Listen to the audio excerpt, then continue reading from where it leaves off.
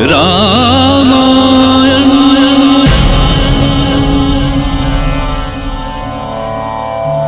मैं काल हूं। अपने पुत्र राम का विराट स्वरूप देखकर माता कौशल्या चकित रह गई।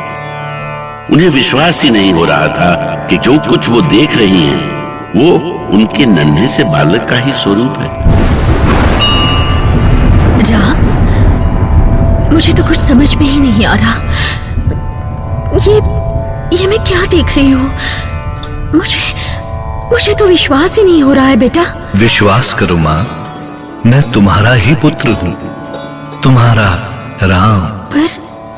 पर राम, लेकिन ये सब मैं क्या देख रही हूँ?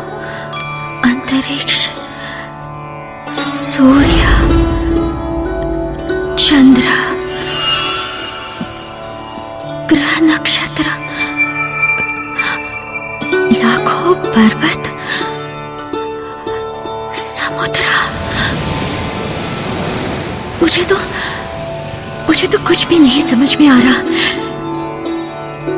ऐसा लगता है कि जैसे मैं पूरे ब्रह्मांड में भटक रही हूँ।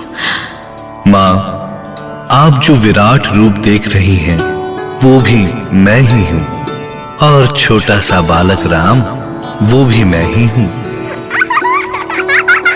पर बेटा, मुझे तो मेरे पुत्र का बालक स्वरूप ही सुंदर लगता है। सच कहूँ तो मुझे ये सब देखकर डर लग रहा है।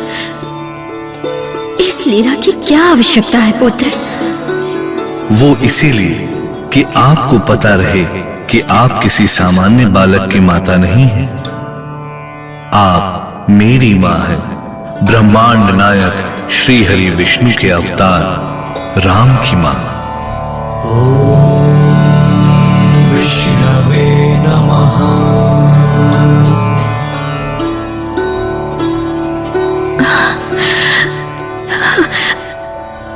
मैं धन्य हो गई बेटा, तुम्हारा ये स्वरूप देखकर। पर अब तुम अपने बालक रूप में आ जाओ। किंतु माँ, इससे पहले मुझे एक वचन देना होगा। बोलो बेटा, मैं अपने राम के लिए तो प्राण भी दे सकती हूँ। बोलो। मुझे वचन दो माँ कि मेरे इस रूप का रहस्य आप कभी भी किसी से नहीं बताएंगी, किसी से भी नहीं। ऐसा ही होगा पुत्र, मैं किसी को नहीं बताऊंगी, कभी नहीं। अब तो अपने बालक रूप में आ जाओ।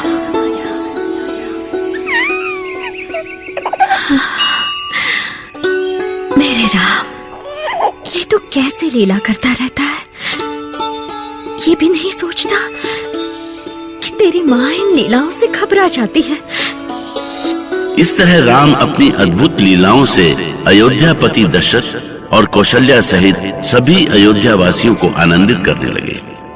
राम के साथ दशरथ के शेष तीनों पुत्र भरत, लक्ष्मण और शत्रुघ्न भी अपनी माताओं को आनंदित करते। पूरी अयोध्या में घर घर में दशरथ नंदन की इन लीलाओं की चर्चा होती। धीरे धीरे समय बीत रहा था। एक दिन अचानक पूरा राजमहल प्रसन्नता से भर गया। उस दृश्य का मैं भी साक्षी था। दीदी कौशल्या, क्या हुआ? हमारा राम। कैकेयी, सुमित्रा, तुम दोनों कुछ बोलोगी भी? दीदी हमारे राम चलने लगे। क्या? सच सुने ना? जी महारानी, ये सच है। राम चलने लगे? चलो तो मैं भी चलकर देखती हूँ। और सुनो कैकेयी, ये सूचना जल्दी से दरबार में महाराज को भिजवाओ। बस अभी भिजवाती हूँ दीदी। चलो चलो। देखिए दीदी, वो रहे राम।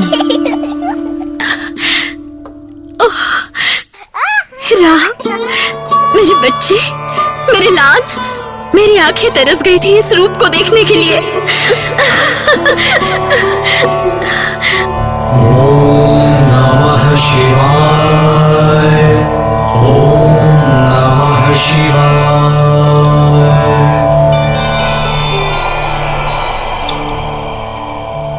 देवी पार्वती, आप धरती पर किसे इतने ध्यान से देख रही हैं? आप भी देखिए स्वामी, दशरथ नंदन राम आज से चलने लगे। मैं तो एक टक इन्हें ही देख रही हूँ। आहा, देखो माता कौशल्या कितनी प्रसन्न है। पुत्र की लीला देखकर ऐसा ही लगता है स्वामी। और फिर राम तो राम है, साक्षात श्री हरि के अवतार। महाराज, महाराज। कहो सुनैना, तुम यहाँ अचानक इस तरह? महाराज, महारानी कौशल्या ने ये सूचना दी है कि राम चलने लगे हैं। क्या हमारे राम चलने लगे? सच कह रही हो? किसी ने तुमसे हंसी तो नहीं की ना? नहीं महाराज, नहीं। मैं स्वयं अपनी इन्हीं आंखों से देखकर आ रही हूँ। राम लाला ठुमक ठुमक कर चल रहे हैं। क्या राम अभी से चलने लगे? मुझे तो विश्वास ही नहीं हो रहा। कैसे दिखते होंगे वो? राम चलने लगे। चलो सुनैना, मैं स्वयं उन्हें देखना चाहता हूँ। देखा, बालक राम ने महाराज को भी बालक बना दिया है। इस अवस्था में भी कैसे भागे जा रहे हैं राम को देखने के लिए। हाँ, जैसे महाराज में नए प्राण फूंक दिए हो बालक राम ने। महारानी, महारानी कहाँ है मेरे राम? ईश्वर, मेरा पुत्र चल रहा है, मेरा राम चल रहा है। देखिए महारानी, चलते हुए कितना सुंदर लग रहा है राम। देखिए, राम पंजनियां बजाते हुए कैसे ठुमक ठुमक कर चल रहा है महाराज। ठुमक चलत रामचंद्र, ठुमक चलत रामचंद्र, बाजत पैंजनिया। ठुमक चलत रामचंद्र, ठुमक चलत रामचंद्र, बाजत पैंजनिया। ठुमक चलत रामचंद्र। दशरथ ही नहीं, सारी अयोध्या बालक राम के साथ बालक हो गई थी।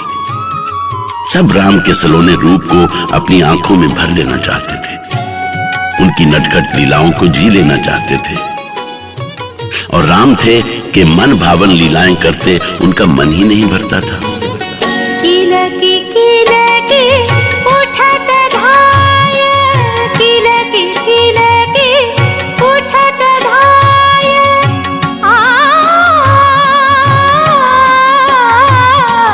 किलकी किलकी उठत धाय, गिरत भूमि लटपटाय, गिरत भूमि लटपटाय। धाय मातु गोद लेत, धाय मातु गोद लेत, दशरथ की